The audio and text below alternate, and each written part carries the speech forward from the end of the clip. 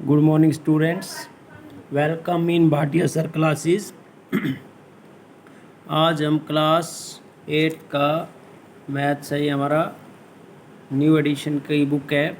तो इसके अंदर जो एक्सरसाइज है यहाँ पर हमारे पास 7.3 है। जो ओल्ड बुक है उसमें ये 8.3 एक्सरसाइज है।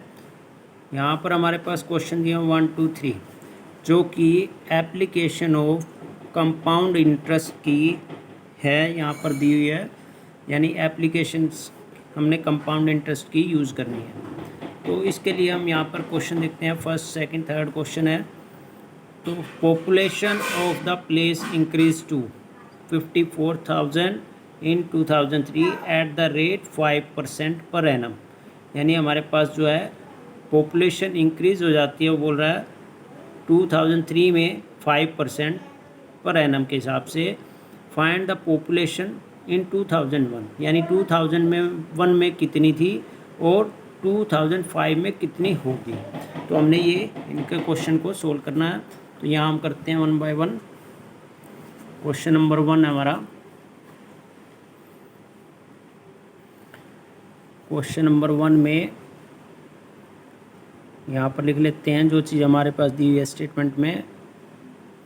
सबसे पहले हमारे पास दिया हुआ है जो पॉपुलेशन इन 2003, यहाँ लिख लेते हैं पॉपुलेशन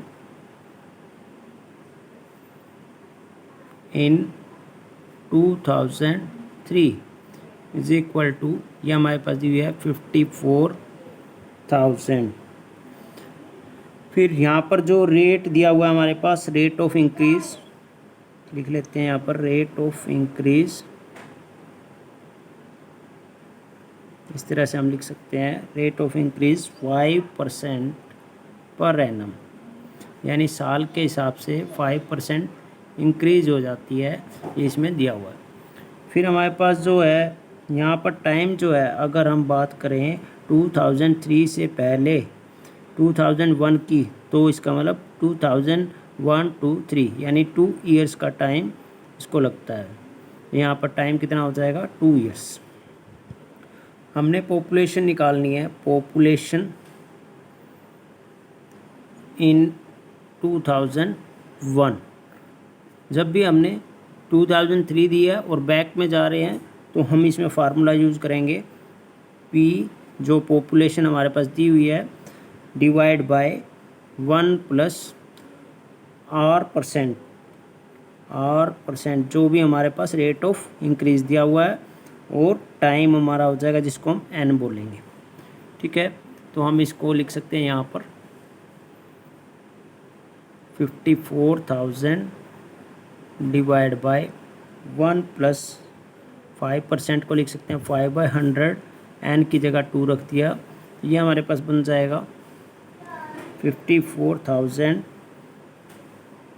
यहाँ पर हो जाएगा एलसीएम लेंगे तो ये ऊपर जाकर हमारे पास हो जाएगा 100/105 मल्टीप्लाई 100/105।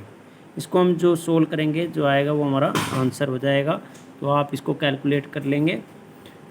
सेकंड पार्ट करते हैं, ये फर्स्ट पार्ट था इसका।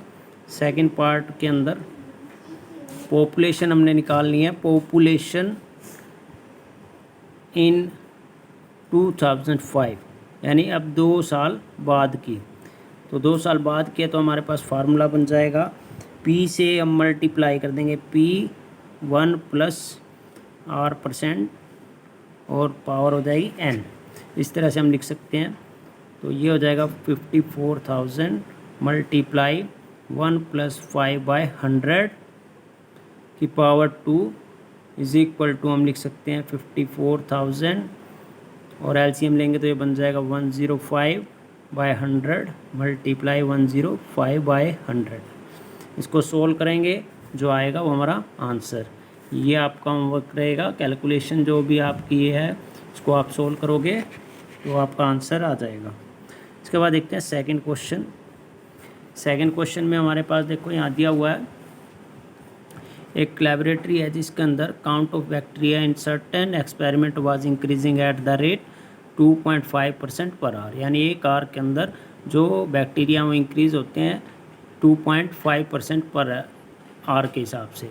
और जो bacteria at the end of 2 hours, यानी जो हमारे 2 आवर है उसके बाद, if the count was initially, यानी स्टार्टिंग में अगर हमारे पास जो बैक्टीरिया थे वो काउंटिंग में 5,06,000 थे। अब देखो यहाँ पर किस तरह से हम इस क्वेश्चन को कर सकते हैं। यहाँ हम इसकी स्टेटमेंट बनाते हैं।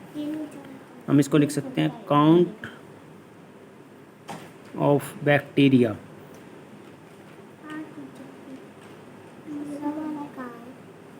Count of bacteria initially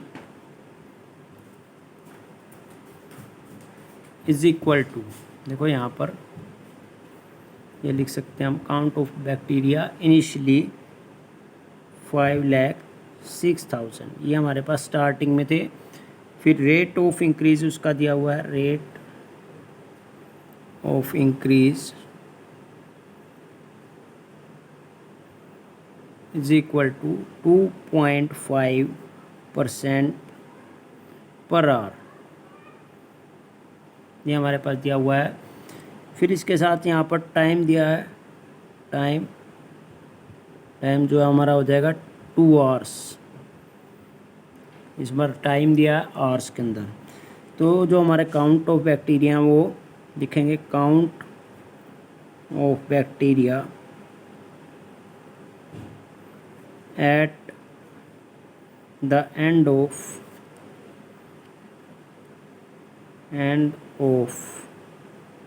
2 hours, यानी जब 2 आवर के बाद जो हमारे बैक्टीरिया हैं वो कितने हो जाएंगे, हम यहाँ पर लिखेंगे 5,06,00, यानी 5,06,000 मल्टीप्लाई 1 + 2.5 बाय 100 और पावर हो जाएगी 2।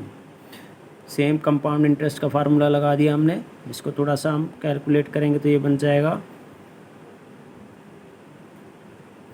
यहाँ पर हम एलसीएम ले लें तो ये हमारे पास हो जाएगा 1025 बाय 1000, 1025 बाय 1000।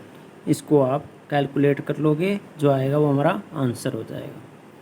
इसके बाद देखते हैं थर्ड क्वेश्चन इसका, जो कि लास्ट है इसका क्वेश्चन, देख सकते हो यहाँ पर हमारे पास दिया हुआ है जो स्कूटर है, a scooter was bought at 42,000, its value depreciated, depreciated का मतलब कम करना, eight the rate 8% per annum, उसकी कम हो जाती है वैल्यू, जो कि किस रेट से हो जाती है 8%। Find its value after 1 year, 1 year के बाद उसकी क्या वैल्यू होगी। तो हम यहाँ पर कर लेते हैं, इसको कैसे लिखेंगे, यहाँ पर हम इसको हम लिख सकते हैं प्रेजेंट वैल्यू ऑफ, जो हमारे पास दिया हुआ है the scooter is equal to ₹42,000, ये हमारे पास दिया हुआ है। फिर डेप्रिसिएशन का रेट दिया है तो लिख लेते हैं डेप्रिसिएशन का जो रेट है वो लिख लेते हैं यहाँ पर, rate is equal to 8% per annum, ये हमारे पास दिया हुआ है। टाइम हमको दिया है यहाँ पर 1 ईयर।